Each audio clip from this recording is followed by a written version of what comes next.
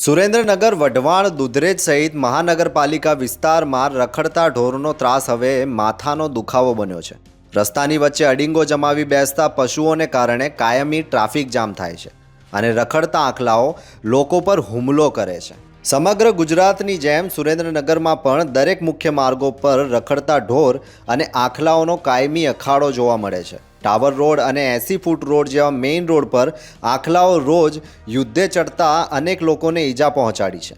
વૃદ્ધો, મહિલાઓ અને બાળકો બહાર નીકળતા પણ ડર અનુભવે છે। સુરેન્દ્રનગર, વઢવાણ, જુનાગઢ, દુધરેજમાં છેલ્લા 2 વર્ષથી એટલા બધા રખડતા ઢોરનો ત્રાસ છે કે વાત પૂછોમાં। અધિકારીઓ રોડ ઉપર નીકળે છે, જોવે છે, છતી આંખે જોઈ શકતા નથી। વારંવાર વિરોધ કરી છે તો કે કોન્ટ્રાક્ટ કાપી દીધો, કોન્ટ્રાક્ટ કામ ન કરે, તમે શું કરો છો, પૈસા શું કામ આપો છે? માટે દિવાળીના દિવસો છે, વહેલી તકે સતત 24 કલાક કામગીરી કરીને રખડતા ઢોરને ફાજલા મૂકો તો સારી વાત છે કે તમારે અકસ્માત થાય ની રાહ જુઓ છો। હવે તો જાગો, કેટલી વાર રજૂઆત કરવાની? લોકોએ અનેક વખત પાલિકા તંત્રને રજૂઆત કરી છે, છતાં અધિકારીઓ લૂલો બચાવ કરીને માત્ર તપાસ કરવાની વાતો કરે છે।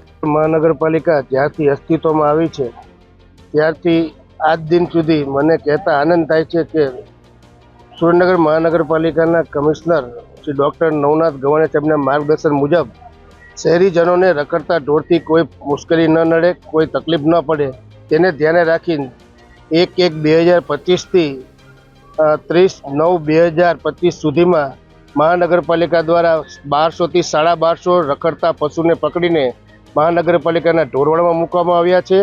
તેમજ આ ઉપરાંત મહાનગરપાલિકા દ્વારા અવારનવાર માલધારી ભાઈઓને તેમજ પશુ રાખતા દરેકને સૂચના આપવામાં આવે છે, તેમને તાકીદ કરવામાં પણ આવી છે કે ભાઈ આપના પશુને આપના તાબા હેઠળ આપના તબેલાની જગ્યામાં રાખો, જાહેર રસ્તા પર મૂકો નહીં। આમ કરવામાં જો કોઈ કસૂરવાર થશે તો તેની સામે મહાનગરપાલિકા દ્વારા દંડનીય કાર્યવાહી કરવામાં આવશે અને તેમની સામે ધોરણસરની જે કંઈ કાર્યવાહી થતી હશે ત્યાં સુધીની કાર્યવાહી મહાનગરપાલિકા દ્વારા કરવામાં આવશે। રાતના સમયે લાઇટના અભાવે અને ઢોરના શિંગડા પર રેડિયમ ન હોવાથી અકસ્માતનો ભય રહેલો છે। શહેરીજનોએ તાત્કાલિક ધોરણે રખડતા પશુઓને પકડીને યોગ્ય ઢોરવાડામાં રાખવા અને હાલાકીમાં રાહત આપવાની ઉગ્ર માંગ કરી છે। ધન્યવાદ, આભાર।